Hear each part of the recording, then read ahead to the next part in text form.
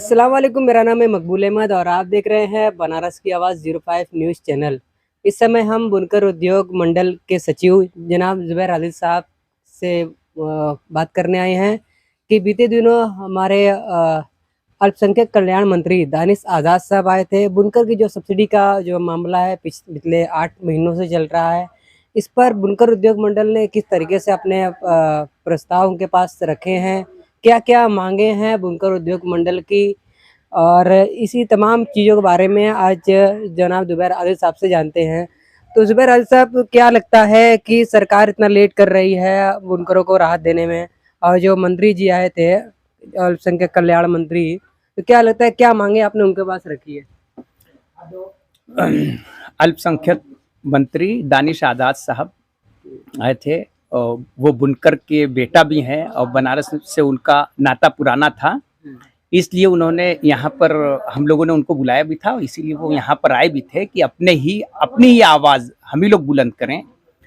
और वैसे जब से उत्तर प्रदेश में योगी सरकार आई उसके बाद से बुनकरों की जो सब्सिडी 2006 में मिल रही थी,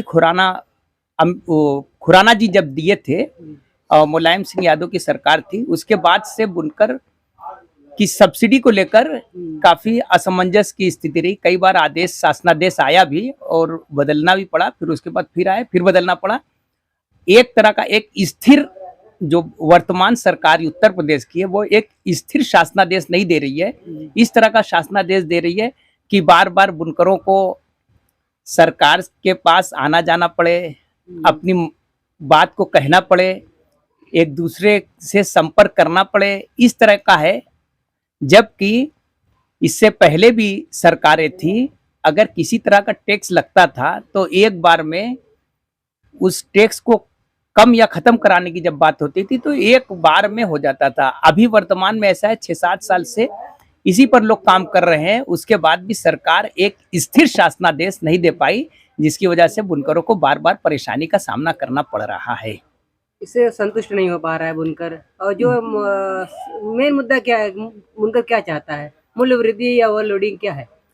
बुनकर तो ये चाह रहा है, हम लोगों ने भी दानिश आज़ाद साहब को ये प्रस्ताव दिया कि 2006 की जो जिस तरीके की सरल व्यवस्था थी उसी तरह की व्यवस्था हमको दीजिए, ताकि बुनकर अपना पेट पाल सके, अपने परिवार का पेट पाल सके और अन्य किसी परेशानी में ना पड़कर वो इससे जब अगर बुनकर का उत्पादन बढ़ेगा उससे सरकार को भी बहुत लाभ है, राजस्व के रूप में लाभ है, जीएसटी के रूप में लाभ है। जबकि अगर देखा जाए जब बुनकरों पर जीएसटी से पहले किसी तरह का कोई टैक्स नहीं था, जीएसटी के बाद एक आम बुनकर की बात कर रहे हैं, लगभग सरकार को डायरेक्ट जब हम जीएसटी की बिल काटते हैं तो उसमें 5% हम देते हैं सरकार को। अगर हम 1 करोड़ की बिल काटते हैं एक साल में तो हम सरकार को 5 लाख रुपया दे रहे हैं सरकार को, और हमें बदले में क्या मिल रहा है? हमें बदले में तो कुछ सरकार दे नहीं रही है, ना हमें किसी तरह की सुविधा दे रही, ना हमें कोई पेंशन दे रही है। हमारी बस सीधी एक छोटी सी मांग है कि हमारे फ्लैट रेट व्यवस्था को आसान बना दिया जाए 2006 की व्यवस्था की तरह, और उसके दर को अत्यधिक ना किया जाए, एक नॉर्मल दर रखा जाए। क्योंकि जब 2006 में उत्तर प्रदेश सरकार ये आदेश दिया था, ये सब्सिडी जब दी थी तो उस समय किसानों की तर्ज पर दी थी। फिर इसके बाद 4/6/2023 को जब आदेश आया 2022 को, तो उसमें भी किसानों की तर्ज पर दी गई, किसानों को सिंचाई के लिए फ्री कर दिया गया और बुनकरों से 6 गुना बढ़ा दिया गया। एक ही साथ 2 आदेश आता है जिसमें किसानों को फ्री कर दिया जाता है और बुनकरों को 6% बढ़ा दिया जाता है। जबकि देखा जाए सेकंड लार्जेस्ट जो है कि वीवर पूरे हिंदुस्तान में है, दूसरा सबसे बड़ा तबका, और ये वो तबका है ना, इसको जातिवाद से मतलब है कि भाई हमारे जाति के नाम पर हमको सब्सिडी दे दीजिए, हमारे धर्म के नाम पर हमको सब्सिडी दे दीजिए।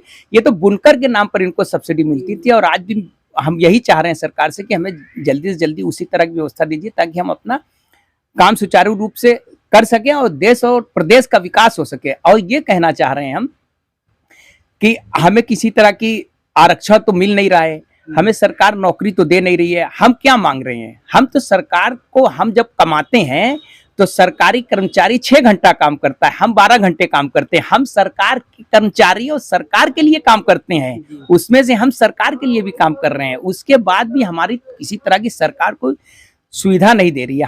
हमारी हमेशा से यही सीधी सी मांग थी कि हमें सरल सा 2006 की तरह व्यवस्था दीजिए। जैसे 1 अप्रैल 2023 से बुनकरों के लिए एक जी का जंजाल बन गया है, बुनकरों को बिजली का बिल जमा करना, जबकि लोकल स्तर पर बनारस में 8 डिवीजन है और हर जगह बुनकरों का उत्पीड़न चरम सीमा पर है। आपके माध्यम से हम अपने बुनकर भाइयों से भी यही कहना चाहते हैं, हम लोगों को सबको मिलजुल कर एक ये कोशिश करना चाहिए कि जो बुनकर क्षेत्र है जहां पर अधिकारी बिजली विभाग के आते हैं और उत्पीड़न करते हैं, उनके पास ना नेम प्लेट होती है, ना उनका कोई ड्रेस कोड होता है और इस तरह से आते हैं। लाइनमैन भी उनके साथ होता है, कोई काम करने वाला भी होता है, हर तरह के कर्मचारी एक ही तरह के हो जाते हैं और फिर वो बुनकरों की लूट शुरू हो जाती है। उनसे बुनकर पासबुक के नाम पर पैसा लिया जाता है, उनको लाइन में खड़ा कराया जाता है, उसके लिए कोई सुविधा नहीं, ना तो डिवीजन पर कोई सुविधा है और उसके बाद बार बार फील्ड में आते हैं और आने का उनका मकसद सिर्फ धन उगाही होता है। सीधे और सरल स्पष्ट शब्दों में हम यही कहना चाह रहे हैं, जो बिजली विभाग के कर्मचारी अधिकारी आते हैं उनका एक सूत्री कार्यक्रम होता है कि धन उगाही करना, उनका और किसी चीज से कोई मतलब नहीं होता है। और इस तरीके की दलाल व्यवस्था उन लोगों ने बना दी है, अधिकारियों ने, कि उसमें सब फंसते जा रहे हैं। हम आपके माध्यम से यही कहना चाह रहे हैं कि हम लोगों को, बुनकर भाइयों को, बुनकर तंजीमों को, बुनकर संगठनों को ये जो बनारस की लोकल व्यवस्था उस पर भी काम करने की भरपूर जरूरत है। तो क्या लगता है कि सरकार क्यों इतनी विफल होती जा रही है कि उनको सही क्या सिस्टम नहीं मिल पा रहा है, सही चीज़ों मांग तक पहुंच नहीं पा रही है। 8 महीने का वक्त हो गया है और अभी तक विद्युत विभाग में जो शोषण है तो हो ही रहा है और जो बिजली की सब्सिडी से राहत है वो नहीं मिल पा रही। क्या लगता है इसमें कहीं सियासत है कि ये नहीं, सही फीडबैक नहीं मिल पा रहा है? आपका सवाल बहुत अच्छा है। ये कहना चाह रहे हैं, सरकार जो बनारस एक लघु कुटीर उद्योग का दर्जा है, जिसको अटल जी ने भी कॉटेज इंडस्ट्री का दर्जा दिया था, हम वहीं के हैं और यहाँ पर हम यही चाहते हैं कि यहाँ पर एक आदमी भी बुनकर है, एक लूम मलाई बुनकर है और 10-20 लूम मलाई बुनकर है। सरकार को ये सोचना चाहिए सभी बुनकर बराबर हैं। और हम ये कहना चाह रहे हैं, हमें तो सुविधा नहीं मिल रही है। हम कहते हैं जिस तरीके से कारपोरेट के लोगों को सरकार सुविधा दे रही है, जिस तरीके से उद्योगपतियों को सरकार सुविधा दे रही है, हम तो जो कमा रहे हैं, जो सरकार को टैक्स दे रहे हैं, जीएसटी दे रहे हैं, डायरेक्ट टैक्स दे रहे हैं, हम उसी में से कुछ मांग रहे हैं कि हमें इतना दे दीजिए कि एक फ्लैट रेट व्यवस्था दीजिए। बाकी अन्य हम लोग तो बार बार ये कह रहे हैं, अगर सरकार कोई भी योजना, स्कीम, परियोजना चला रही है तो हमें उससे कोई लाभ नहीं चाहिए। हमें एक सूत्र, एक ही हमारे पूरे बुनकर भाइयों की एक ही मांग है कि फ्लैट रेट व्यवस्था को बहुत आसान कर दिया जाए और उसको दर को कम कर दिया जाए और छोटे बड़े बुनकरों में ना बांटकर एक ही व्यवस्था दी जाए कि कोई लिमिट ना हो। हम यही चाहते हैं और हम लोग बुनकर तंजीमों की तरफ से सारे लोगों की इसी तरह की मांग है। इससे आपका बुनकर उद्योग मंडल है, तो बाकी संगठनों से क्या अपील करना चाहेंगे चैनल के माध्यम से?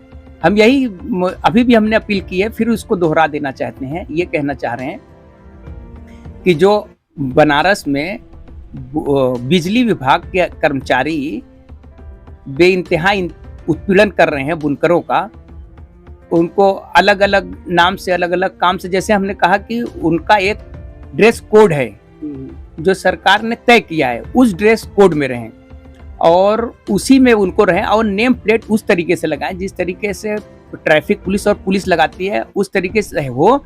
और हम ये भी कहना चाहते हैं कि अपने बुनकर भाइयों से, तंजीमों के साथ साथ बुनकर भाइयों से ये कहना चाहते हैं, अगर आपके यहाँ बिजली विभाग के कर्मचारी आए तो सबसे पहले उनका नाम पूछकर, बड़े अदब के साथ उनका नाम पूछकर पहले लिख लिया करें, तब उसके बाद उनको काम करने का अवसर दिया करें। और अगर किसी तरह की पैसे की मांग करते हैं या तो अन्य किसी तरह की मांग करते हैं तो आप वीडियो तुरंत बनाएं। ठीक है, बहुत अच्छा लगा जुबैर आदिल साहब से बात करके। है मिलते हैं बनारस की आवाज़ की अगली रिपोर्ट के साथ। कैमरामैन शमशेर अंसारी के साथ ब्यूरो चीफ।